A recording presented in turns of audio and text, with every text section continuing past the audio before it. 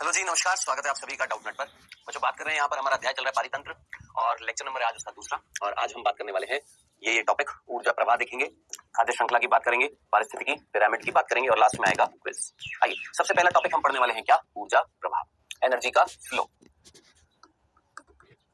ठीक है, तो मेरे भाई सीधी सी बात है, एक पादप है जिसके अंदर भोजन है, उस भोजन को मैंने खाया, मेरे अंदर क्या आ गई है? ऊर्जा। तो क्या उत्पादक से उपभोक्ता के अंदर ऊर्जा का संचारण हो रहा है? बिल्कुल हो रहा है। ये क्या कहलाता है? ऊर्जा प्रवाह। सिंपल शब्दों में बोला, ज्यादा कुछ टफ नहीं। क्या ऊर्जा प्रवाह का मतलब एक जगह से दूसरी जगह जाना। किसका जाना? ऊर्जा का जाना। अब जरा सोचिए, ऊर्जा जा रही है कि नहीं जा रही? बिल्कुल जा रही है। खाना खाने समय क्या मिलती है? ऊर्जा, है ना। एक शेर हिरण का शिकार कर रहा है, तो शेर के अंदर हिरण को खाने से क्या आ रही है? ऊर्जा आ रही है। तो यही क्या कहला रहा है? ऊर्जा का फ्लो कहला रहा है, ऊर्जा का प्रवाह कहला रहा है। ठीक है, लेकिन मैं आपसे पूछता हूँ, इस पृथ्वी पर जितने भी पारितंत्र मिल रहे हैं उसमें ऊर्जा का मुख्य स्रोत कौन है? भोजन है क्या? सोचिए, क्या सभी पारितंत्र में ऊर्जा का मुख्य स्रोत कौन है? सोचिए, क्या उत्पादक है? भोजन बना रहे हैं इसलिए, लेकिन उत्पादकों को भी तो चाहिए ना ऊर्जा। इमेजिन करिए, एक घास है, घास को खाया किसने? खरगोश ने। ठीक है, खरगोश को खाया किसने? लोमड़ी ने। और लोमड़ी को किसने खाया? शेर ने। ठीक है सर, अब शेर के पास ऊर्जा कहां से आई? लोमड़ी को खाने से। लोमड़ी के पास ऊर्जा कहां से आई? खरगोश को खाने से। खरगोश के पास ऊर्जा कहां से आई? घास के पास ऊर्जा कहां से आई? ये तो भोजन खाते जा रहे। इसने कहां से भोजन बनाया? इसने, घास ने। तो इसने जो भोजन बनाया था, कौन सी ऊर्जा का यूज में लेकर? प्रकाश ही है ऊर्जा। तो जरा सोचिए, अल्टीमेटली सोर्स कौन हुआ? ऊर्जा का मुख्य स्रोत कौन है? प्रभु सूरज है। कौन है? सूर्य देवता है। देवता नहीं लिख रहा हूं, कौन है? सूर्य है, सूरज है। क्या इतनी सी बात समझ में? कोई कंफ्यूजन तो नहीं था? चले आगे, ये पहला बिंदु था। ऊर्जा का प्रवाह मतलब एक जीव से दूसरे जीव में ऊर्जा का स्थानांतरण ऊर्जा प्रवाह कहला रहा है। डन। इस पृथ्वी पर जितने भी पारितंत्र मिल रहे हैं उनमें ऊर्जा का मुख्य स्रोत कौन है? घास है क्या? नहीं। कौन है? सूर्य देवता है, सूरज है। डन। अब बात करते हैं, सर सूरज से, सन से कौन सी किरणें निकलती है? सूरज से किरणें कौन सी निकलती है? तो बेटा, सूरज से कई प्रकार की किरणें निकलती है। Gamma, x, UV, visible, Hindi में भी बता रहा हूं, इंफ्रारेड, माइक्रो, रेडियो। देखिए, सूर्य से, सन से जो किरणें निकल रही है, कौन कौन सी निकल रही है? गामा किरणें, इनको तो हिंदी में भी गामा किरणें, एक्स किरणें। यूवी किरणों को हम क्या बोलते हैं? पराबैंगनी। ठीक है, विजिबल को हम बोलते हैं प्रकाशीय किरणें। इंफ्रारेड को इंफ्रारेड ही बोलते हैं, इंफ्रारेड। माइक्रो को सूक्ष्म किरणें और रेडियो को रेडियो किरणें बोलते हैं। ठीक है, सो ये इस तरीके से स्पेक्ट्रम निकलता है, या मैं बोलूंगा इस तरीके से किरणें निकल रही हैं। किससे निकल रही है बेटा जी? आपके सूर्य से निकल रही हैं। लेकिन बात आ रही है, इनमें से कौन सी हैं जो पृथ्वी पर पहुंचती हैं? तो याद रखना, इनमें से ये जो है मुख्य रूप से ये तीन पृथ्वी पर पहुंचती हैं। इनमें से ये तीन हैं जो पृथ्वी पर पहुंचती हैं। डन। इतनी सी बात समझ में? अब इनमें से कौन सी किरण है जिसका उपयोग उत्पादक करते हैं प्रकाश संश्लेषण करने के लिए? जो बाहर पेड़ पौधे हैं, इनमें से कौन सी किरणों का इस्तेमाल करते हैं? तो बेटा जी, इन किरणों का इस्तेमाल किया जाता है क्या करने के लिए? प्रकाश संश्लेषण करने के लिए। तो मैंने क्या बोला? सूर्य से जो प्रकाश किरणें आ रही है, क्या बोला? सूर्य से प्रकाश किरणें जो आ रही है, कौन आ रही है? प्रकाश किरणें आ रही है। आती ये तीनों है, लेकिन इन तीनों में से इसका इस्तेमाल करते हैं कौन? उत्पादक। अब ये भी आपके क्या होता है? इनका स्पेक्ट्रम होता है VIB, GYOR। ये आपने फिजिक्स में पढ़ा होगा, याद करिए। ठीक है, ये इनकी तरंग दैर्घ्यता होती है 400 से 700 नैनोमीटर की, पढ़ा होगा फिजिक्स में। तो प्रकाश किरणें जो आ रही हैं, इन्हीं प्रकाश किरणों का इस्तेमाल किया जाता है किस चीज में? प्रकाश संश्लेषण में। ठीक है, तो मैंने क्या बोला? सूर्य से जो प्रकाश किरणें आ रही है ना, ये सूर्य से कौन आ रही थी? प्रकाश किरणें। क्या सर सारी की सारी पृथ्वी पर पहुंच जाती है क्या? क्या जितनी भी निकली थी सारी पहुंच जाती है? नहीं, इंपॉर्टेंट है, याद रखना। क्या सूर्य से जो प्रकाश किरणें आ रही है उनका 50% से कम भाग पृथ्वी पर पहुंचता है। याद रखिएगा, भूल मत जाइएगा, ये प्रश्न नीट में पूछा गया है क्या, कि जो सूर्य से जो किरणें आ रही हैं उनमें से कौन सी वो जिनको हम यूज में लेने वाले हैं भोजन बनाने के लिए, जिनका नाम है प्रकाश किरणें, प्रकाश संश्लेषण में यूज में आएंगी, है ना। अब इनकी ये क्या सारी आ जाती? नहीं, 50% से कम भाग पृथ्वी तक पहुंचता है। सर बाकी कहां रह गया? बाकी कहां रह गया? पृथ्वी पर आने से पहले जो बाह्य मंडल होता है ना, बाह्य मंडल, अंतरिक्ष जिसको हम बोलते हैं, वहां पर रह जाती है। केवल 50% ही पहुंच पाती है। अब बात आ रही है जो 50% से कम पहुंच रही है, ध्यान से सुनना, ये जो 50% से कम पहुंच रही है, इसमें भी एक और बिंदु है, एक और चीज है। क्या? केवल 2 से 10% भाग उत्पादक, याद रखना, कौन? उत्पादक यूज में लेते हैं।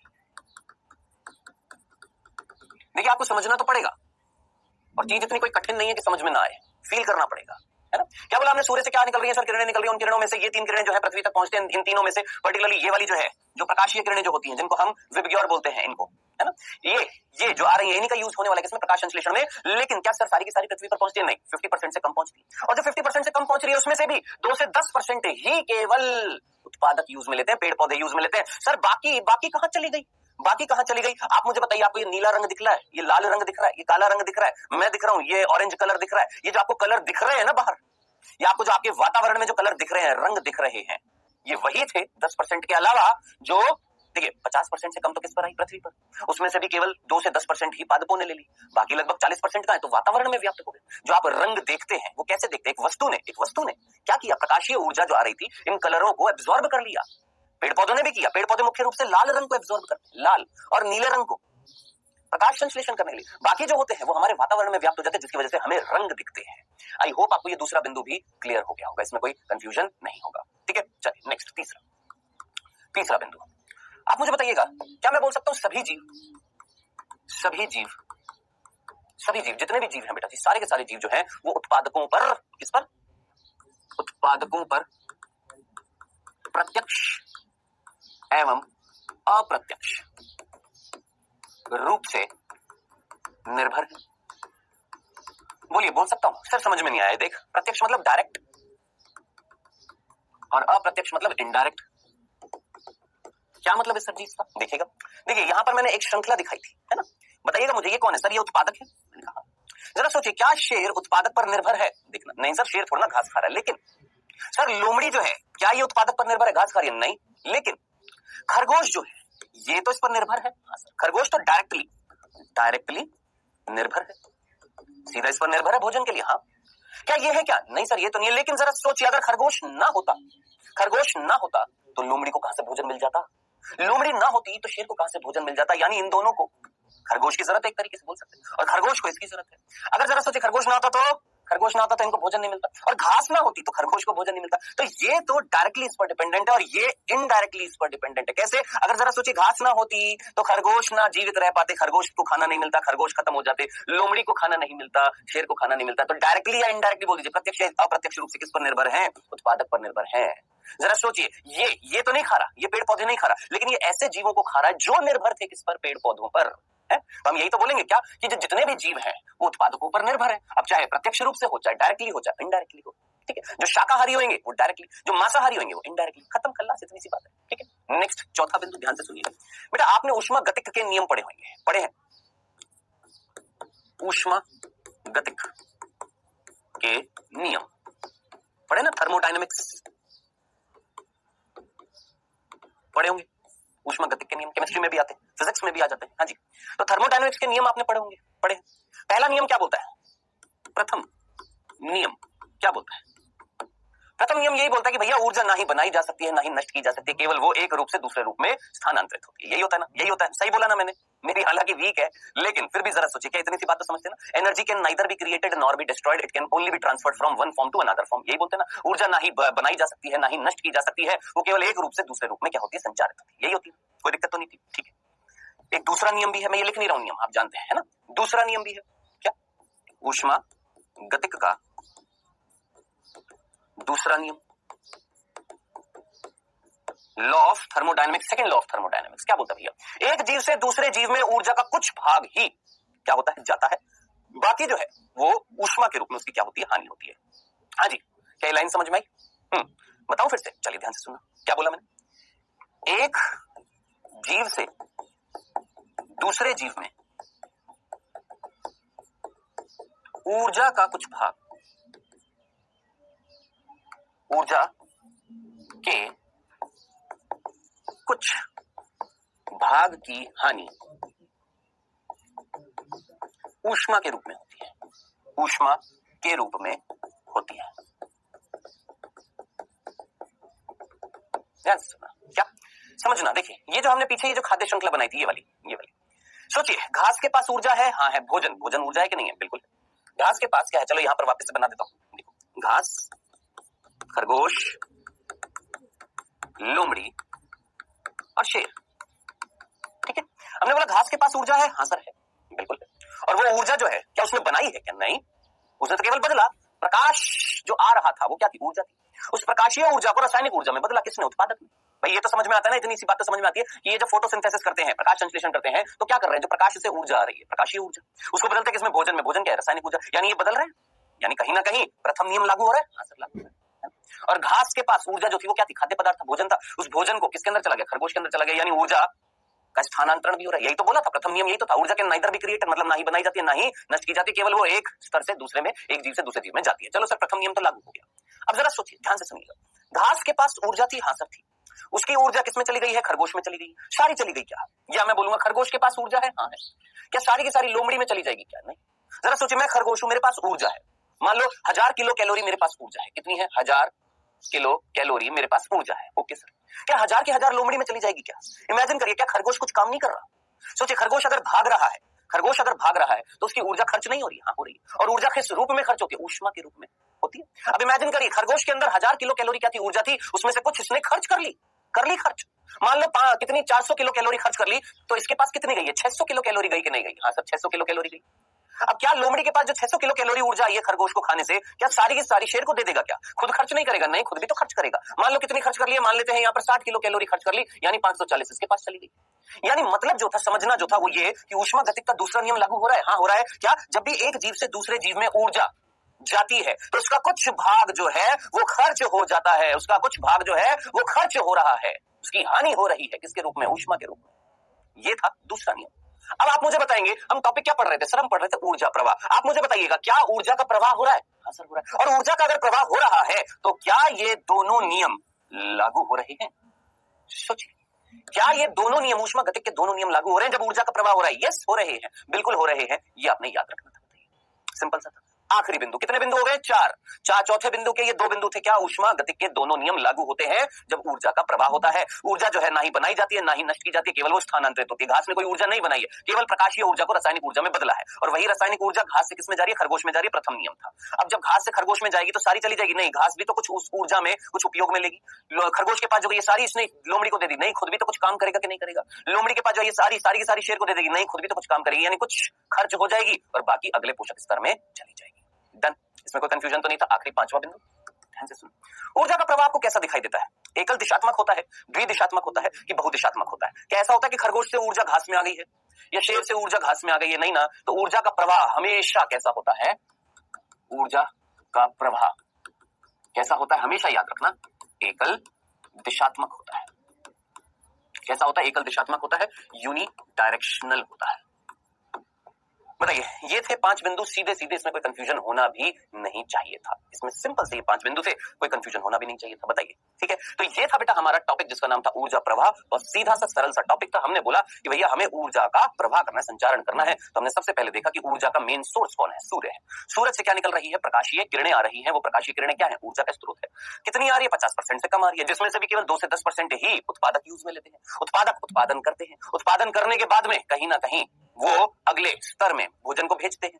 तो इस तरीके से ऊष्मागतिक के दोनों नियम भी लागू हो रहे हैं और हर जीव जो है वो कहीं ना कहीं उत्पादक पर निर्भर है, या तो प्रत्यक्ष रूप से अप्रत्यक्ष रूप से। ऊर्जा का प्रवाह हमेशा कैसा होता है? एकल दिशात्मक होता है। ये हमने बात करी है यहां तक की, ठीक है। अब इसके बाद जो अगला टॉपिक आ रहा है बेटा जी, वो आ रहा है यहां पर हमारी खाद्य श्रृंखला। किसकी बात करने वाले हैं? खाद्य श्रृंखला की बात करने वाले हैं, फूड चेन की बात करने वाले हैं। किसकी बात करने वाले हैं? खाद्य श्रृंखला यानी फूड चेन की बात करने वाले हैं। सबसे पहला क्या होती है खाद्य श्रृंखला? वो पढ़ने से पहले हमें ये पता होना चाहिए खाद्य श्रृंखला शब्द किसने दिया, ये खाद्य श्रृंखला के बारे में बताया किसने था। तो हमें ये पढ़ना पड़ेगा, याद रखना, चार्ल्स एल्टन। कौन बेटा जी? वैज्ञानिक का नाम याद रखिएगा, चार्ल्स एल्टन। वो वैज्ञानिक थे जिसने सर्वप्रथम फूड चेन के परिकल्पना को बताया या परिकल्पना दी थी, ठीक है। तो सर्वप्रथम परिकल्पना जो थी, सर्वप्रथम फूड चेन के बारे में किसने बताया था? सबसे पहले फूड चेन के बारे में, खाद्य श्रृंखला के बारे में किसने बताया था? चार्ल्स एल्टन ने बताया था। कितनी सी बात समझ में आई? चार्ल्स एल्टन कौन है? वो वैज्ञानिक है जिन्होंने ये चीज बताई थी, ठीक है।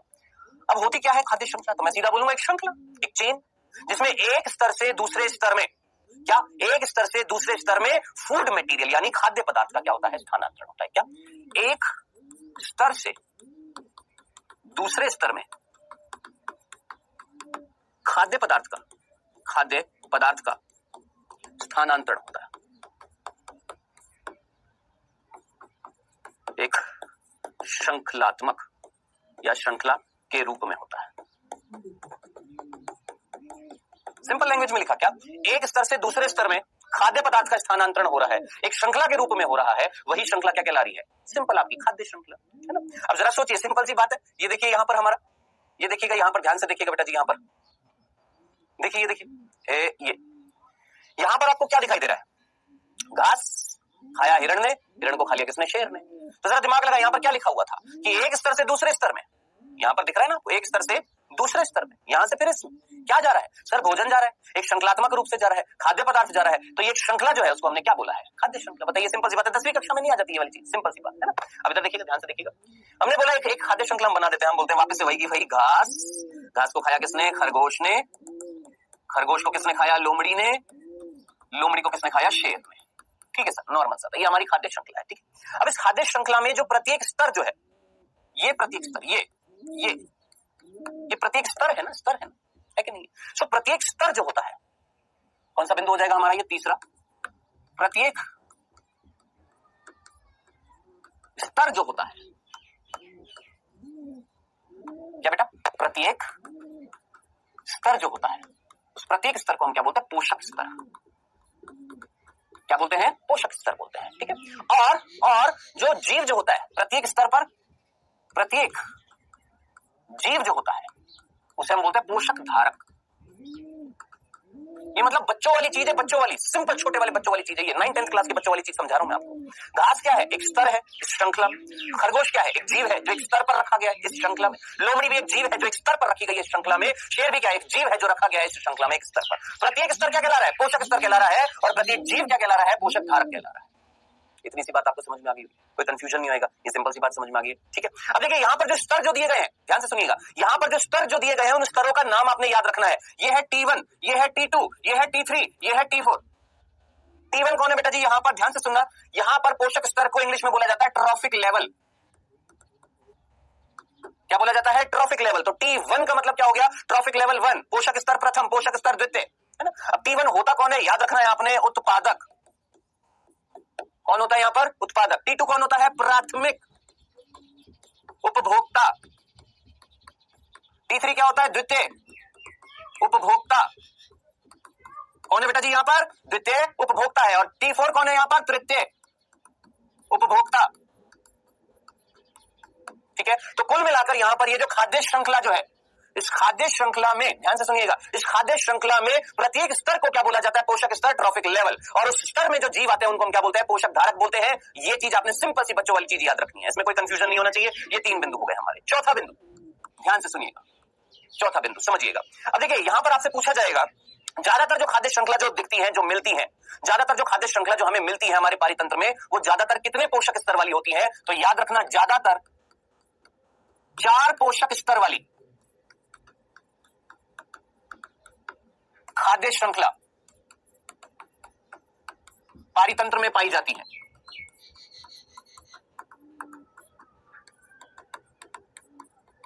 क्या बोला हमने, ज्यादातर जो हमारे जो पारितंत्र में जो खाद्य श्रृंखलाएं मिलती है वो ज्यादातर कितने पोषक स्तर वाली मिली है हमें, हमने रिसर्च करी है, हमें पता लगा है कि ज्यादातर जो खाद्य श्रृंखलाएं हैं वो कितने पोषक स्तर वाली होती हैं, 4 पोषक स्तर वाली, जिसमें उत्पादक होता है, प्राथमिक उपभोक्ता होता है, द्वितीय उपभोक्ता होता है और तृतीय उपभोक्ता होता है। आप बोलेंगे सर यहाँ तो केवल 3 थी, मैंने कहा ऐसी बहुत कम मिलती है, ऐसी बहुत कम मिलती है। ज्यादातर कितनी मिलती है, 4 पोषक स्तर वाली खाद्य श्रृंखलाएं मिलती है ज्यादातर।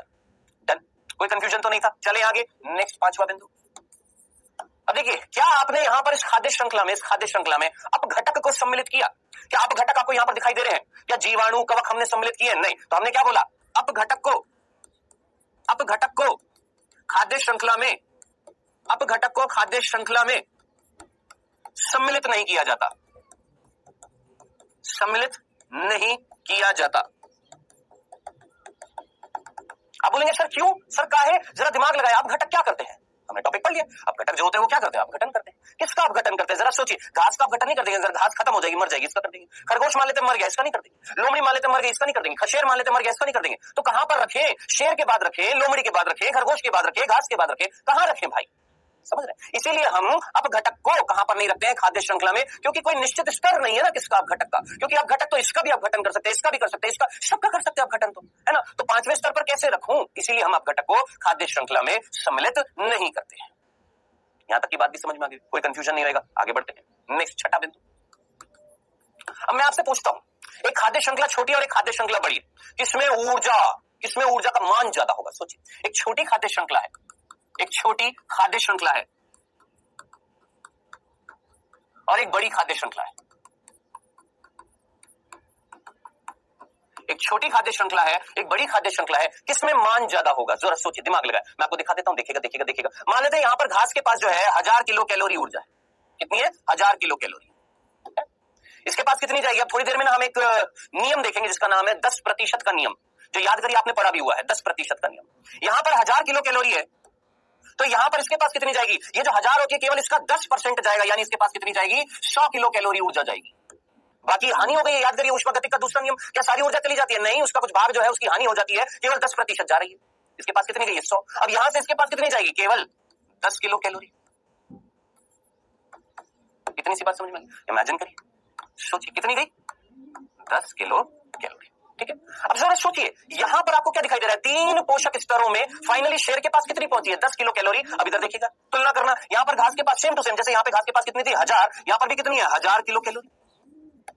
यहां पर जरा सोचिए, घास के बाद सीधा हिरण ने खाई, हिरण के बाद सीधा शेर। यहां पर घास को किसने खाया? खरगोश ने। 10% जाएगी, यानी कितनी जाएगी? 100 किलो कैलोरी। लोमड़ी के पास 10 किलो कैलोरी और शेर के पास 1 किलो कैलोरी। अब इमेजिन करें, तुलना करें, यहां पर शेर के पास कितनी है? मात्र 1 किलो कैलोरी, और यहां पर 10 किलो कैलोरी। तो इससे क्या पता लगा कि अगर छोटी खाद्य श्रृंखला होगी तो ऊर्जा का मान क्या होगा? ज्यादा। क्या होगा? ज्यादा। और बड़ी होगी तो ऊर्जा का मान कम होगा। इतनी सी बात थी जो आपको समझानी थी, ये 6 बिंदु। आई होप आपको समझ में आ गए होंगे, कोई कंफ्यूजन नहीं होगी, सिंपल सा था। चलें आगे, चल अगला 7वां बिंदु। अब जब हम खाद्य श्रृंखला के बेटा जी प्रकार देखते हैं,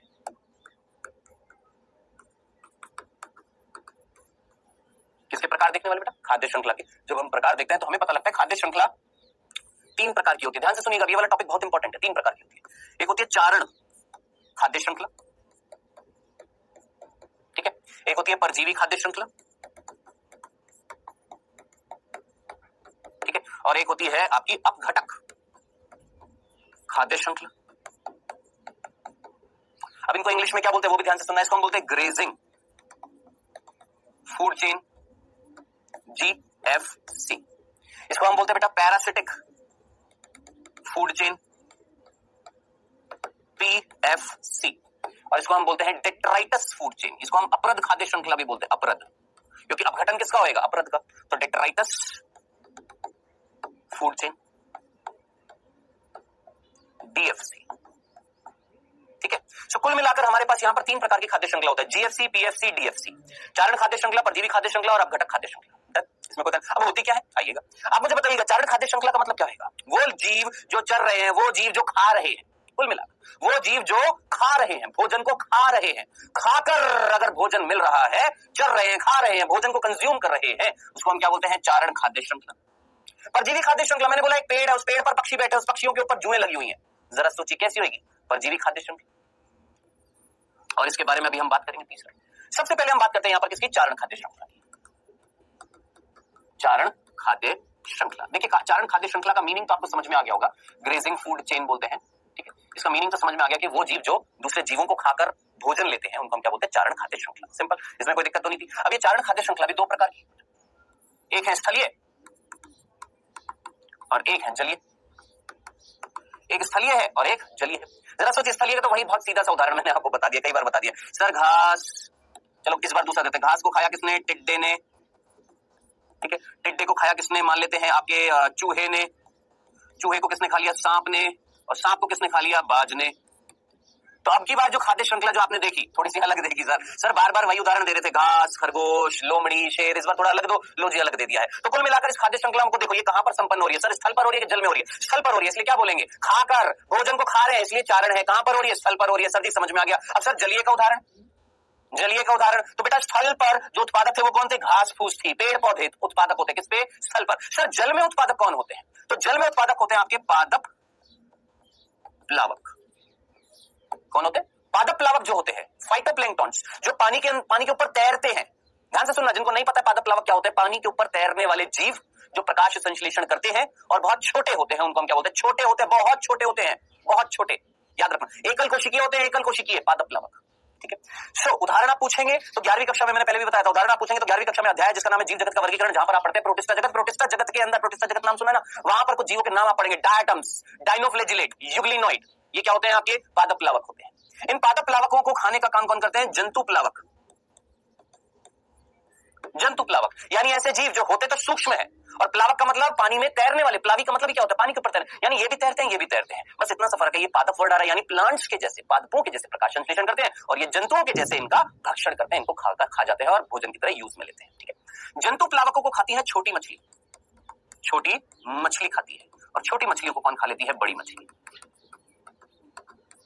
तो ये है बेटा जी आपकी जलीय खाद्य श्रृंखला, ये है आपकी स्थलीय खाद्य श्रृंखला, और दोनों खाद्य श्रृंखलाओं में खाद्य पदार्थ को खाया जा रहा था, भोजन को कंज्यूम किया जा रहा था, खाया जा रहा था। ये थी बेटा जी आपकी चारण खाद्य श्रृंखला। ठीक है। अब चारण खाद्य श्रृंखला में इंपॉर्टेंट बिंदु क्या याद रखना है आपको? सबसे पहला, इस पृथ्वी पर ज्यादातर जो खाद्य श्रृंखलाएं जो मिलती है, ध्यान से सुनना, इस पृथ्वी पर ज्यादातर जो खाद्य श्रृंखला जो मिलती है, ज्यादातर खाद्य श्रृंखला यही होती है। पृथ्वी पर ज्यादातर ये खाद्य श्रृंखला मिलती है। मैंने ये नहीं बोला सबसे ज्यादा यही मिलती है, मैंने बोला ज्यादातर अगर देखा जाए तो ये वाली ज्यादातर खाद्य श्रृंखलाएं मिलती है। Okay sir. अब जरा सोचिए, एक और चीज जरा नोट करिए यहां पर, ऐसी खाद्य श्रृंखलाओं में जब हम बढ़ते क्रम में चलते हैं, बढ़ते क्रम में, तो कहीं ना कहीं जीवों का आकार बड़ा हो रहा है कि छोटा हो रहा है? जरा सोचिए, घास, टिड्डा, चूहा, सांप, बाज, क्या हो रहा है? आकार बढ़ रहा है। यहां पर भी देखिए, पादप प्लावक छोटे, जंतु प्लावक थोड़े से और बड़े, और छोटी मछली और बड़ी, बड़ी मछली और बड़ी, तो छोटे से बड़े आकृति की ओर बढ़ती है ये खाद्य श्रृंखला। दूसरा बिंदु याद रखना, छोटे से बड़े जीवों की ओर अग्रसर होती है। कौन? ये खाद्य श्रृंखला। याद रखना, ये दो बिंदु कई बच्चे भूल जाते हैं, याद रखना कि ये खाद्य श्रृंखला जो होती है कैसे अग्रसर होती है, कैसे बढ़ती है? छोटे से आकार से बड़े आकार की तरफ। और ज्यादातर पृथ्वी पर जो खाद्य श्रृंखलाएं मिलती है वो कौन सी मिलती है बेटा जी? चारण खाद्य श्रृंखला ही मिलती है। ठीक है। दूसरा बढ़ता है कौन सा? परजीवी खाद्य श्रृंखला। बहुत सिंपल सी है, दूसरी परजीवी खाद्य श्रृंखला। किसकी बात कर रहे हैं? परजीवी खाद्य श्रृंखला की बात कर रहे हैं। ठीक है। देखिए, परजीवी खाद्य श्रृंखला का बहुत सीधा सा उदाहरण है, एक है वृक्ष, और उस एक वृक्ष पर मान लेते हैं 10 पक्षी बैठे हैं, है ना, और पक्षियों के ऊपर क्या लगे हुए? कीड़े लगे हुए। एक पक्षी के ऊपर 10 कीड़े हैं, तो 10 पक्षियों के ऊपर मान लेते हैं 100 कीड़े लगे। ठीक है। अब जरा इमेजिन करिए, क्या इस खाद्य श्रृंखला को जब आपने देखा तो क्या यहाँ पर परजीविता दिख रही थी? हाँ सर, परजीविता दिख रही थी, बिल्कुल परजीवी तो है ये कीड़े, है कि नहीं? हाँ, पोषण ले रहे थे, मारकर पोषण ले रहे हैं क्या पक्षियों को? नहीं, बिना मारे ले रहे, है ना। सो ऐसी खाद्य श्रृंखला को हमने क्या बोला? परजीवी खाद्य श्रृंखला। बस इसमें इतनी सी बात याद रखनी है, इतनी सी बात याद रखनी है आपने। क्या याद रखनी है कि जरा देखिएगा इस खाद्य श्रृंखला को, क्या इस खाद्य श्रृंखला में ये अग्रसर कैसे हो रही है? बड़े आकार से छोटे आकार की तरफ, छोटे आकार से बड़े आकार की तरफ। एक पेड़ बड़ा है कि एक कीड़ा बड़ा है? एक पेड़ बड़ा, उससे छोटा पक्षी, और छोटा कौन? आपके ये कीड़े हैं या परजीवी बोल दीजिए। सो ये खाद्य श्रृंखला बड़े आकार से छोटे आकार की ओर बढ़ती है, बड़े आकार से छोटे आकार की ओर अग्रसर होती है। ठीक है। कौन सी बेटा? परजीवी खाद्य श्रृंखला। ठीक है जी, कंफ्यूजन तो नहीं था। ये हमारी दो खाद्य श्रृंखला है, चारण खाद्य श्रृंखला, परजीवी खाद्य श्रृंखला। तीसरी देखते हैं बेटा हमारी यहाँ पर, तीसरी थी हमारी अपरद खाद्य श्रृंखला, या हम जिसको अपघटक खाद्य श्रृंखला भी बोलते हैं। अपघटक या अपरद खाद्य श्रृंखला।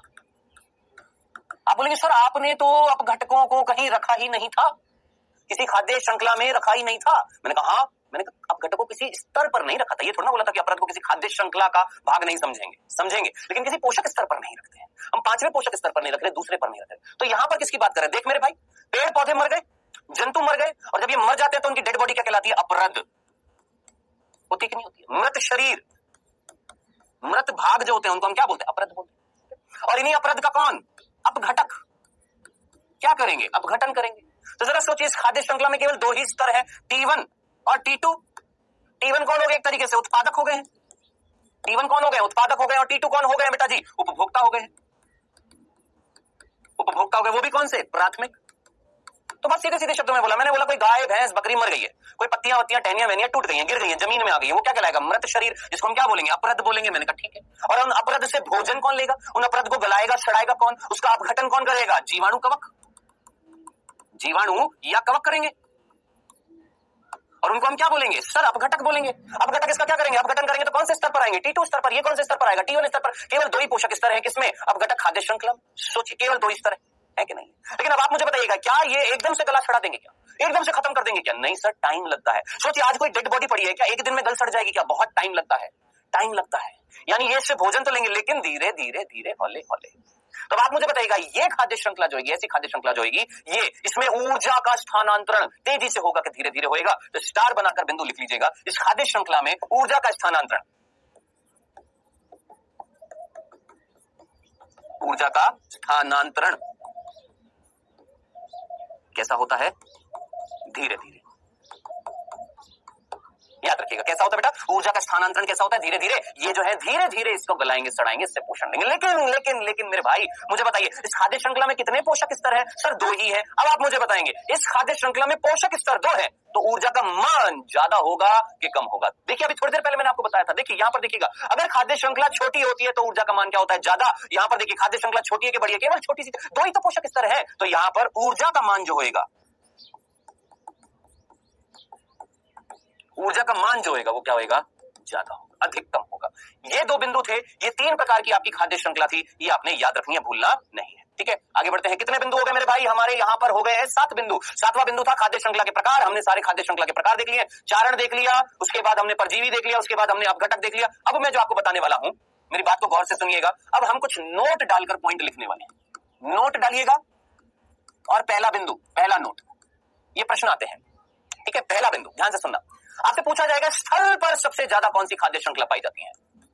स्थल पर सबसे ज्यादा, स्थल पर सबसे ज्यादा कौन सी खाद्य श्रृंखला पाई जाती है? स्थल पर सबसे ज्यादा कौन सी खाद्य श्रृंखला पाई जाती है?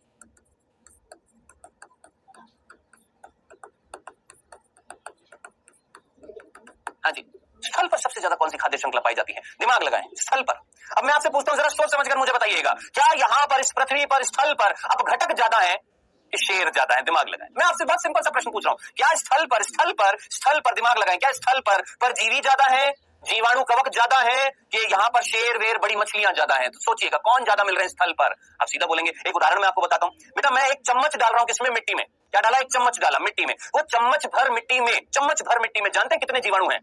जितनी मनुष्य की जनसंख्या है ना इस पृथ्वी पर, हाँ जी याद रखना, जितनी मनुष्यों की जनसंख्या है ना इस पृथ्वी पर, उतने जीवाणु किसमें थे? वो चम्मच भर मिट्टी में थे। अब थोड़ा सा प्रभु इस्तेमाल कर लो दिमाग का, और सोच समझकर मुझे बताओ, इस स्थल पर, इस पृथ्वी के स्थल पर ज्यादा कौन मिल रहे हैं? शेर बड़ी मछलियां मिल रही है, कि यहाँ पर परजीवी कीड़े मिल रहे हैं, कि यहाँ पर अपघटक मिल रहे हैं? ज्यादा कौन मिल रहे हैं? अपघटक मिल रहे हैं, जीवाणु कवक मिल रहे हैं, उनकी संख्या ज्यादा है। तो याद रखना, नोट डालकर मैंने सबसे पहला बिंदु लिखा, स्थल पर सबसे ज्यादा कौन सी खाद्य श्रृंखला पाई जाती है? तो याद रखना, भूल मत जाना, अपघटक खाद्य श्रृंखला। GFC के PFC के DFC। सोचिएगा कौन सी मिलती है सबसे ज्यादा? कौन सी मिलती है? Detritus DFC, detritus food chain मिलती है, याद रखना। ठीक है, अब दूसरा, इसी के अंदर, इसी नोट के अंदर दूसरा भाग। सर ये तो आपने स्थल पर बता दिया, सर जल में, जल में कौन सी मिलती है? जल में सबसे ज्यादा, जल में सबसे ज्यादा कौन सी मिलती है? तो अब जल में तो देखो, जल में अपघटक इतने नहीं होते हैं, जल में अपघटक इतने नहीं होते हैं, होते हैं मैं मना नहीं करूंगा, लेकिन इतने नहीं होते। तो यहां पर मिलती है GFC, ग्रेजिंग फूड चेन, चारण खाद्य श्रृंखला। वहां पर मछलियां ज्यादा है मेरे भाई। तो याद रखिएगा, भूल ना जाइएगा, ये प्रश्न पूछा गया है और पूछा जाता है और पूछा जा सकता है। ठीक है, सो ये चीजें याद रखना, भूल ना जाइएगा। जल में सबसे ज्यादा कौन सी मिलती है? वो वाली चारण खाद्य श्रृंखला। और स्थल पर सबसे ज्यादा कौन सी मिलती है? अपरद खाद्य श्रृंखला, क्योंकि अपघटक ज्यादातर किसमें मिलते हैं? आपके स्थल पर मिलते हैं, जल में इतने नहीं मिल रहे। तो जल में जब नहीं मिल रहे इतने, तो सीधी सी बात है, जल में परजीवी तो होगी नहीं, तो जल में कौन सी होती है? चारण खाद्य श्रृंखला होती है। ये पहला नोट डालकर बिंदु आपने याद रखना था। दूसरा बिंदु, दूसरा नोट डालकर बिंदु, नोट सेकेंड। ठीक है, अब जो मैं आपको बताने वाला सुनकर हंसी आएगी, हंसी आएगी भी नहीं, मतलब ठीक है नॉर्मल है, नहीं हंसी नहीं आएगी, ज्ञान बढ़ेगा, ध्यान से सुनना। ठीक है, मैं आपसे पूछता हूं, एक है पादप, पादप परजीवी मान लेते हैं, एक पादप परजीवी जीव है। कौन? पादप परजीवी। किसकी बात कर रहा हूं? पादप परजीवी। जैसे आपने कसकटा नाम सुना है, कसकटा, अमरबेल जिसको हम बोलते हैं। ठीक है, एक है पादप परजीवी और एक है जंतु परजीवी। ठीक है, ठीक है, अभी तो देखना, पादप परजीवी जो है वो किससे पोषण लेगा? सर पादपों से। लेगा, पोषण लेगा। जंतु परजीवी किससे पोषण लेगा सर? जंतु से। और जंतु किससे लेंगे? पादपों से। तो अब आप मुझे बताइएगा ये कौन से स्तर पर आया? T2 पर। और ये कौन से स्तर पर आया? T3 पर। T2 क्योंकि ये तो T1 है, ये T1 है, ये T2 है और ये T3 है।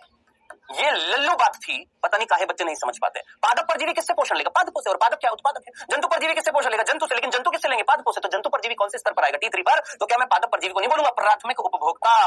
क्या बोलूंगा सर? प्राथमिक उपभोक्ता। लेकिन जंतु परजीवी क्या कहलाएंगे? द्वितीय उपभोक्ता। ठीक है, तो ये चीज याद रखनी है आपने। क्या बेटा? नोट डालकर दूसरा बिंदु क्या कि जो पादप परजीवी होते हैं वो प्राथमिक उपभोक्ता होते हैं और जो जंतु परजीवी होते हैं वो द्वितीय उपभोक्ता होते हैं। ये दूसरा बिंदु था, याद रखना था। चले नेक्स्ट, तीसरा नोट डालकर बिंदु, नोट डालकर तीसरा बिंदु। आपने कुछ पादप ऐसे देखे होंगे जो कीटभक्षी होते हैं। नाम सुना? कीटभक्षी पादप।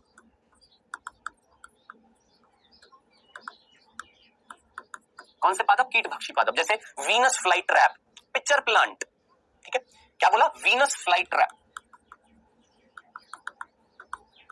क्या है बेटा? ये कीटभक्षी पादप है। इसकी जो पत्तियां जो होती है ना, वो कुछ इस तरह की संरचना बनाती है कि कीट अंदर जाते हैं, ऊपर ढक्कन होता है, वो बंद हो जाता है, कीट को खा जाते हैं। मतलब जो कीट अंदर जाता है वो मर जाता है और उससे पोषण ले लेते हैं, कीटभक्षी पादप। अब बात जो थी वो ये कि कीटभक्षी पादप जो होते हैं ये डबल रोल, ये डबल रोल दर्शाते हैं। Sir double role Salman Khan की मूवी है कि डबल रोल है? ये डबल रोल क्या है यहाँ पर? ये डबल रोल दर्शाते हैं। इसका मतलब क्या है यहाँ पर? तो मेरे भाई जरा सोचिए, ये जो पादप है ना, ये प्रकाश संश्लेषण भी करते हैं। क्या करते हैं? प्रकाश संश्लेषण करते हैं, फोटोसिंथेसिस करते हैं। और अगर प्रकाश संश्लेषण करते हैं तो ये उत्पादक है। ये अगर प्रकाश संश्लेषण कर रहे हैं तो ये उत्पादक है। हाँ बिल्कुल करते हैं, प्रकाश संश्लेषण करते हैं। और जरा सोचिए, अगर ये कीटों को खा रहे हैं, कीटों को खा रहे हैं, तो सर ये उपभोक्ता भी है। मैंने कहा कंज्यूमर भी है, उपभोक्ता भी है। मैंने कहा तो जरा सोचिए, एक ही जीव डबल रोल प्ले कर रहा है कि नहीं कर रहा है? तो याद रखना, कीटभक्षी पादप उत्पादक होने के साथ साथ उपभोक्ता भी होते हैं। याद रखना, ये थे हमारे 3 सिंपल से नोट डालकर बिंदु। याद रखना, यहां तक हमने जो बात करी है, ये बात करिए खाद्य श्रृंखला की, फूड चेन की। अब इसके बाद अगला जो टॉपिक आ रहा है वो आ रहा है खाद्य जाल, जिसको हम बोलते हैं फूड वेब। किसकी बात करते हैं? फूड वेब की बात करते हैं। खाद्य जाल, जाल है ना, जरा देखिए, ये कुछ जाल सा नहीं दिख रहा? हाँ जी, क्या ये फूड वेब जाल सा दिख रहा है? सर कई सारी खाद्य श्रृंखलाएं आपस में एक दूसरे से क्या हो गई हैं? जुड़ गई हैं। घास को खरगोश ने भी खाया, खरगोश को लोमड़ी ने भी खाया। घास को चूहे ने खाया, चूहे को भी तो लोमड़ी खा सकती है। घास को खरगोश ने खाया, खरगोश को लोमड़ी तो खाई नहीं थी, खरगोश को क्या कौन खा सकता है? बाज भी। यानी कुल मिलाकर कहने वाली बात है, जब कई खाद्य श्रृंखलाएं आपस में संबंध दर्शाती हैं, आपस में जुड़ जाती है, तो एक जाल बनता है जिसको हम बोलते हैं खाद्य जाल। अब खाद्य जाल से कुछ प्रश्न तो आता नहीं है। एक इंपॉर्टेंट सिंपल सी चीज मैं आपको बताना चाहूंगा खाद्य जाल से, बस इतना, एक ही बिंदु। देखिए, एक होती है सरल खाद्य जाल, एक मैंने बोला सरल खाद्य जाल, और एक मैंने बोला जटिल खाद्य जाल। एक मैंने बोला सरल खाद्य जाल, एक जटिल। सर सरल का मतलब जिसमें मान लेते केवल 5 खाद्य श्रृंखलाएं, जटिल का मतलब मान लेते 50 खाद्य श्रृंखलाएं। क्या बोला? एक ऐसा खाद्य जाल जो केवल 5 खाद्य श्रृंखला से बना हुआ था, और एक ऐसा खाद्य जाल जो 50 खाद्य श्रृंखला से बना हुआ है। तो कौन सा सरल है, कौन सा जटिल है? ये क्या कहलाएगा? सरल। और ये क्या कहलाएगा? जटिल, क्योंकि बहुत सारी खाद्य श्रृंखलाएं। ठीक है सर, ओके, नो प्रॉब्लम। अब मैं आपसे बोलता हूं, इन दोनों में से कौन सा ज्यादा स्थायी है? कौन सा खाद्य जाल इन दोनों में से ज्यादा स्थायी है? एक ऐसा खाद्य जाल जिसमें 5 खाद्य श्रृंखला या एक ऐसा खाद्य जाल जिसमें 50 खाद्य श्रृंखला? कौन सा ज्यादा स्थायी है, स्टेबल है? सर नहीं समझ में आया? चलिए एक मैं उदाहरण देता हूं, मेरे को उस उदाहरण से बताना। ठीक है, एक अमीर बच्चा है, एक बड़े अमीर खानदान से एक बच्चा जिसके सामने 100 पकवान है, 100 पकवान रखे हुए। एक बहुत ही गरीब है बच्चा जिसके सामने मात्र एक पकवान रखा है, एक भोजन रखा हुआ है, सिर्फ एक। मान लेते एक रोटी रखी हुई है, यहाँ पर रोटी, रसगुल्ला, सब कुछ रखा हुआ है, 100 पकवान रखे हुए। अब मैं आपसे पूछता हूँ, दोनों में कौन सा जीव सरल है? सर ये सरल है, इसके सामने बहुत सारी चीजें, ये जटिल है। बिल्कुल। अब आप इमेजिन करें, 100 पकवान में से अगर एक पकवान निकाल दिया जाए तो इसको ज्यादा फर्क पड़ेगा? नहीं। लेकिन जरा सोचिए, अगर इस एक पकवान को यहां से हटा दिया जाए तो क्या इस बच्चे पर फर्क पड़ेगा? बिल्कुल पड़ेगा। पड़ेगा कि नहीं पड़ेगा? बिल्कुल पड़ेगा। तो बस यही चीज समझानी थी। एक ऐसा खाद्य जाल जिसमें 5 खाद्य श्रृंखलाएं हैं, जरा सोचिए, इन 5 खाद्य श्रृंखलाओं में से अगर 4 नष्ट हो जाए, 4 क्या हो जाए? नष्ट हो जाए, ये तो खाद्य जाल ही बिगड़ जाएगा। सोचिए, 5 में से अगर 4 नष्ट हो गई तो ये तो खाद्य जाल ही खत्म हो जाएगा, खत्म हो जाएगा। जरा सोचिए, ऐसी 4 खाद्य श्रृंखला अगर खत्म हो गई तो खाद्य जाल गड़बड़ा जाएगा। लेकिन जरा सोचिए, अगर 50 में से यहाँ 4 नष्ट हो गई, यहाँ 4 नष्ट हो रही है, यहाँ 4 नष्ट हो रही है, 50 में से 4 नष्ट हो जाएंगी, ज्यादा नुकसान होगा क्या? नहीं, ठीक है, चल जाएगा, काम चलेगा। तो कौन ज्यादा स्थायी रहा? सर जटिल खाद्य जाल जो होता है ये ज्यादा क्या होते हैं? स्थायी होते हैं, ज्यादा स्टेबल होते हैं, ज्यादा स्थायी होते हैं, ज्यादा फर्क नहीं पड़ता। लेकिन अगर ये जो छोटी खाद्य श्रृंखलाओं से बने हुए हैं, कम खाद्य श्रृंखलाओं से बने हुए सरल खाद्य जाल, इनमें से अगर कुछ नष्ट हो जाती है तो इनका मामला गड़बड़ा जाता है, ये स्थायी नहीं होते। इतनी सी बात आपको समझानी थी। आई होप यहां तक की बात आपको पूरी की पूरी क्लियर हो गई होगी। ठीक है, अब इसके बाद जो अगला टॉपिक आ रहा है वो है बेटा जी पारिस्थितिकी पिरामिड। सर ये पारिस्थितिकी पिरामिड क्या है, आइए समझते हैं। देखिए बेटा, पारिस्थितिकी पिरामिड की बात कर रहे हैं बेटा। पारिस्थितिकी पिरामिड, आपको पिरामिड दिख रहा है? हाँ सर दिख रहा है। हमने बोला ये जो पोषक स्तर जो थे इनका रेखीय रूपांतरण जो होता है, रेखीय वर्णन जो होता है, क्या पोषक स्तरों का रेखीय वर्णन, ये जो पोषक स्तर जो थे आपको दिखाई दे रहे थे, ये दिख रहे हैं। अब हमने इनका एक रेखीय वर्णन दिखाया। हाँ सर, इस तरीके से एक रेखित वर्णन दिखा दिया। किस रूप में? पिरामिड के रूप में। क्या कहला रहा है? पारिस्थितिकी पिरामिड। गठन, खत्म, इतनी सी बात। ठीक है, अब इंपॉर्टेंट क्या है देखिएगा, ये जो पारिस्थितिकी पिरामिड जो होता है इनका एक और नाम होता है, इनको हम एल्टोनियन पिरामिड भी बोलते हैं। क्या बोलते हैं? एल्टोनियन पिरामिड बोलते हैं। क्यों बोलते हैं? क्योंकि सबसे पहला बिंदु, हाँ जी, ये पोषक स्तरों का रेखीय वर्णन सर्वप्रथम किसने किया था? चार्ल्स एल्टन ने किया था। हाँ जी, तो याद करिए चार्ल्स एल्टन आपने देखा था, चार्ल्स एल्टन ने ही खाद्य श्रृंखला के बारे में बताया और उन्हीं खाद्य श्रृंखलाओं का रेखीय वर्णन भी उन्होंने ही किया था। इसीलिए इन पिरामिड को हम क्या बोलते हैं? एल्टोनियन पिरामिड बोलते हैं। ठीक है, अब बात आ रही है सर ये जो पोषक स्तरों का रेखीय वर्णन है ये किस आधार पर करते हैं? तो ये इंपॉर्टेंट बिंदु है। क्या ये जो पारिस्थितिकी पिरामिड जो होते हैं, पारिस्थितिकी पिरामिड जो होते हैं ये 3 मापदंड पर बनाए जाते हैं। क्या बोला हमने? ये पारिस्थितिकी पिरामिड 3 मापदंड पर बनाए जाते हैं। क्या बोला? वापस से सुनिएगा, ये जो पारिस्थितिकी पिरामिड जो है ना, ये रेखीय वर्णन जो होता है पोषक स्तरों का, जो एल्टोनियन ने बताया, चार्ल्स एल्टन ने बताया था, इसलिए इनको एल्टोनियन पिरामिड बोलते हैं। ये रेखीय वर्णन जो होता है ये 3 मापदंडों पर किया जाता है। सर 3 मापदंड कौन से होते हैं? तो बेटा होता है क्या संख्या, होता है क्या जैव भार, और होता है क्या, याद रखना आपका, हाँ जी, ऊर्जा। तो ये 3 मापदंडों के आधार पर हम क्या बनाते हैं? 3 प्रकार के क्या बनाते हैं? पिरामिड बनाते हैं। यहां तक की बात आपको समझ में आ गई है? कोई कंफ्यूजन तो नहीं था? सबसे पहला हम देख रहे हैं यहां पर संख्या का पिरामिड। संख्या का पिरामिड, ठीक है, बहुत सीधा सीधा है भैया। हमने बोला, सोच समझकर मुझे बताइएगा, घास ज्यादा मिलेगी कि शेर ज्यादा मिलेगा? सर घास ज्यादा मिलेगी, तो और खरगोश जो है थोड़े से और कम हो जाएंगे, और लोमड़ी जो है और कम हो जाएगी, शेर और कम हो जाते हैं। तो सीधी सी बात है बेटा, जरा सोच समझकर मुझे बताएंगे, दिमाग लगाएंगे, क्या संख्या बढ़ रही है कि कम हो रही है? कम हो रही है। तो पिरामिड, अच्छा आप जरा सोचिए, आपने देखा होगा मिस्र के पिरामिड होते हैं, कैसे होते हैं? ऐसे ही होते हैं कि ऐसे होते हैं? जरा सोचिए, पिरामिड ऐसा होता है कि ऐसा होता है? सर ऐसा होता है। ये सीधा पिरामिड है और ये उल्टा पिरामिड है। इसको हम क्या बोलेंगे? सर ये उल्टा पिरामिड है। तो हमने क्या बोला? संख्या का पिरामिड कैसे होते हैं? सीधे होते हैं। कैसे होते हैं? सीधे होते हैं। लेकिन अपवाद भी याद रखना है। वृक्ष पारितंत्र, क्या वृक्ष पारितंत्र जो होता है, ध्यान से सुनना, वृक्ष पारितंत्र जो होता है वो अपवाद होता है। सर जी कैसे? मैंने बोला एक वृक्ष है, उस एक वृक्ष पर कहीं ना कहीं 50 पक्षी हैं, उन 50 पक्षियों पर परजीवी मिल रहे हैं, 250 परजीवी मिल रहे हैं, कीड़े मिल रहे हैं। अब आप मुझे बताएंगे वृक्ष कितना था? एक पेड़ पर कितने पक्षी बैठे हुए हैं? 50। एक पक्षी पर मान लेते हैं 10 क्या है? परजीवी है, तो 500 परजीवी। जरा सोचिए, संख्या बढ़ रही है कि घट रही है? सर बढ़ रही है। यहां पर संख्या कम हो रही थी। तो मैंने क्या बोला? ज्यादातर कैसे होते हैं?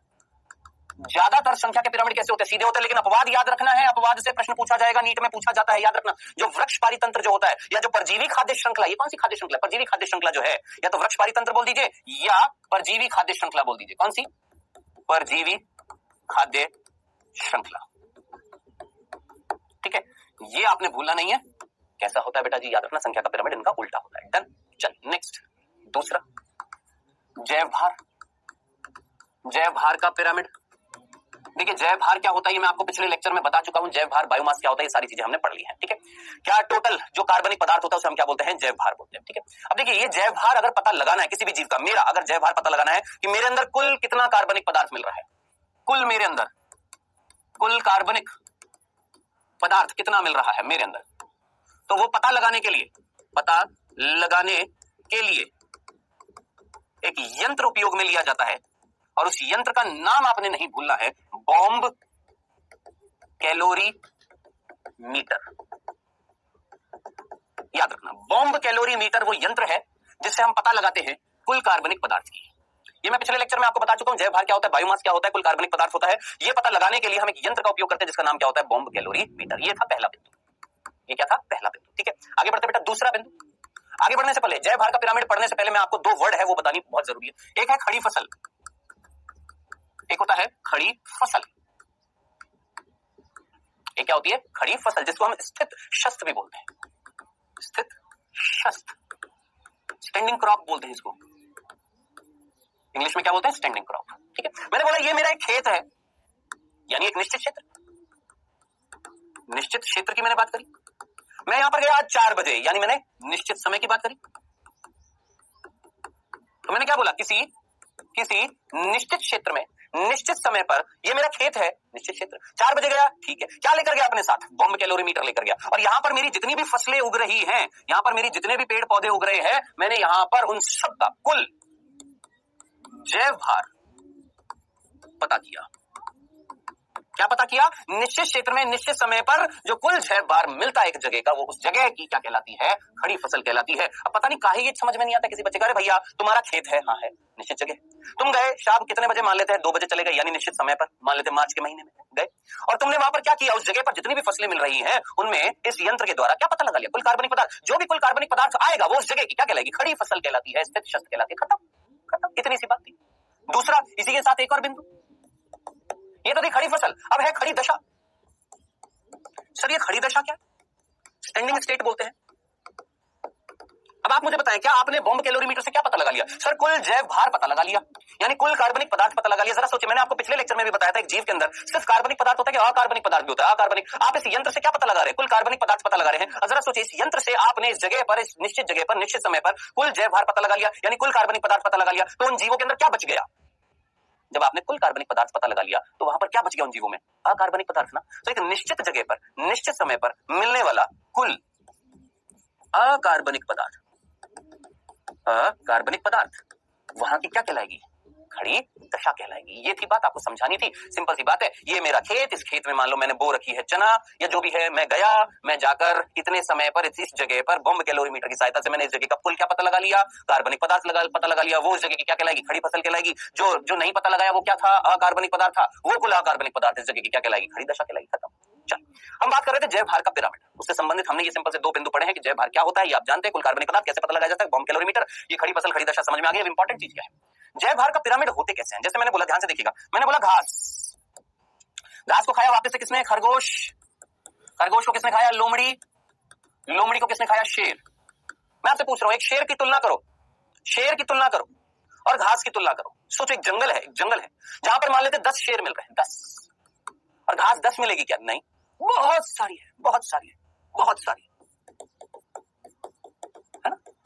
क्या घास सूक्ष्म होती है? छोटी छोटी होती है? सर बड़ी भी होती है, बड़ी बड़ी घासें भी होती है मेरे भाई, याद रखना। हाँ, मेरे से भी लंबी लंबी घासें होती हैं। जी हाँ। तो जरा इमेजिन करिए, घास का अगर जैव भार देखो और शेरों का अगर जैव भार देखो, शरीर नहीं देखना, शरीर नहीं देखना, यहाँ पर जैव भार देखना है। या शरीर भी देख लो, बहुत सारी घासें हैं और बड़ी बड़ी घासें हैं, छोटी छोटी भी घासें हैं, सबका उस जंगल में जैव भार देखूंगा तो ज्यादा आएगा, और शेर का क्या आएगा? कम आएगा। खरगोश का और ज्यादा, थोड़ा सा कम हो जाएगा। लोमड़ी का और कम हो जाएगा, और शेर का और कम हो जाएगा। तो याद रखना, यहां पर पिरामिड कैसा बनता है बेटा जी? याद रखना, सीधा बनता है। कैसा बनेगा मेरे भाई? सीधा बनेगा, याद रखिएगा। कैसा बनेगा यहाँ पर पिरामिड? सीधा बनेगा। अब आप बोलेंगे सर आपने तो ऐसे बना दिया। अरे प्रभु ऐसे बना दो, लो ऐसे बना दो, ठीक है। लेकिन क्या बोला हमने? ये भी ज्यादातर सीधे होते हैं। कैसे होते हैं? ये भी ज्यादातर सीधे होते हैं, इनके पिरामिड भी जैव भार के। लेकिन अपवाद, फिर वापस से अपवाद। कौन सा अपवाद? जलीय पारितंत्र। जलीय पारितंत्र, जरा सोचिए, पादप प्लावक, जंतु प्लावक, छोटी मछली, बड़ी मछली। अब जरा सोचिए, एक बड़ी मछली है और एक समुद्र में बहुत सारी बड़ी मछलियां मिल रही हैं, पादप प्लावक भी बहुत सारे, लेकिन पादप प्लावक तो सूक्ष्म होते हैं, बहुत छोटे होते हैं। सर घास थोड़ा ना छोटी थी, घास तो बड़ी भी होती है, छोटी भी होती है। पादप प्लावक हमेशा सूक्ष्म होते हैं, सूक्ष्म। सोच, एक कोशिकाएं, उनका जैव भार ज्यादा होगा कि बड़ी बड़ी मछलियों का ज्यादा होगा? तो बड़ी बड़ी मछलियों का जैव भार क्या होगा? ज्यादा होगा। तो यहां पर याद रखना, जलीय पारितंत्र में याद रखना, जैव भार का पिरामिड कैसा होता है? उल्टा होता है। तो ये आपके सीधे सीधे प्रश्न आते हैं। जलीय पारितंत्र में जैव भार का पिरामिड उल्टा होता है, बाकी स्थलीय पर सीधा होता है। और यहां पर आपका जो संख्या का पिरामिड था ये भी सीधा होता है, लेकिन वृक्ष पारितंत्र या परजीवी खाद्य श्रृंखला, ये किसका कैसा होता है? संख्या का पिरामिड उल्टा होता है। आखिरी जो पिरामिड जो है बेटा जी, तीसरा, वो है ऊर्जा का पिरामिड। और बालक ऊर्जा का पिरामिड कभी भी उल्टा नहीं होता, हमेशा हमेशा सीधा होता है। हमेशा कैसा होता है? सीधा होता है। क्यों? क्योंकि एक वैज्ञानिक थे, कौन? लिंडमैन। याद रखना, एक वैज्ञानिक जिनका नाम है लिंडमैन, जिन्होंने 10% का नियम दिया था।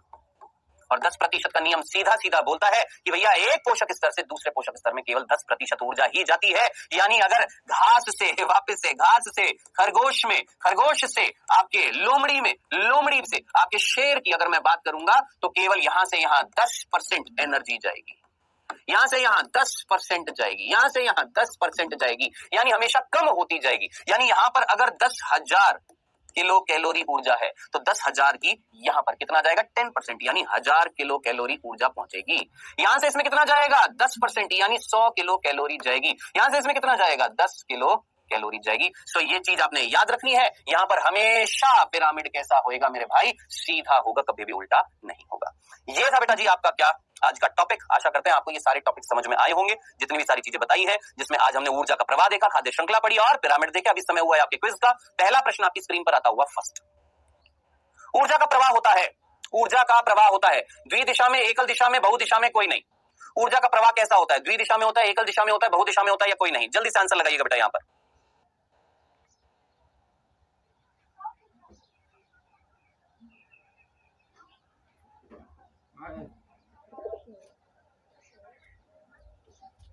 चलिए दूसरा प्रश्न, खाद्य श्रृंखला की परिकल्पना किसने दी थी? चार्ल्स डार्विन ने, चार्ल्स एल्टन ने, चार्ल्स अंगस्टन ने, या चार्ल्स बर्टले ने? कौन था जिसने खाद्य श्रृंखला की परिकल्पना दी थी?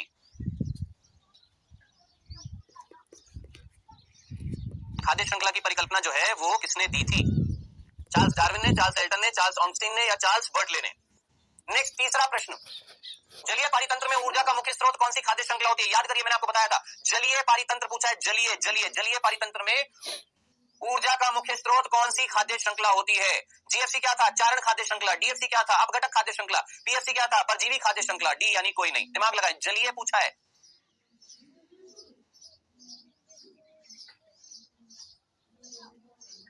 अगला प्रश्न, चौथा प्रश्न, उपरोक्त में से कौन सी पारिस्थितिकी स्तूप जैव भार का आधार पर उल्टा होता है? अभी अभी आपको बताया था कौन सा पारिस्थितिकी स्तूप था जिसमें जैव भार के आधार पर वो उल्टा था? स्थलीय चारण खाद्य श्रृंखला, वृक्ष पारितंत्र, जलीय चारण खाद्य श्रृंखला, या कोई नहीं? कौन सा जैव भार के आधार पर उल्टा था? जैव भार के आधार पर उल्टा पूछा है बेटा जी यहां पर। दिमाग लगाएं, जैव भार के आधार पर उल्टा कौन सा है? चलिए जी, ये था चौथा प्रश्न। आखिरी पांचवा प्रश्न, जैव भार को किस यंत्र के द्वारा ज्ञात किया जाता है? थर्मोमीटर, बॉम्ब कैलोरीमीटर, मैनोमीटर, या पोटोमीटर? किसके द्वारा ज्ञात किया जाता है जैव भार को? थर्मोमीटर, बॉम्ब कैलोरीमीटर, मैनोमीटर, या पोटोमीटर?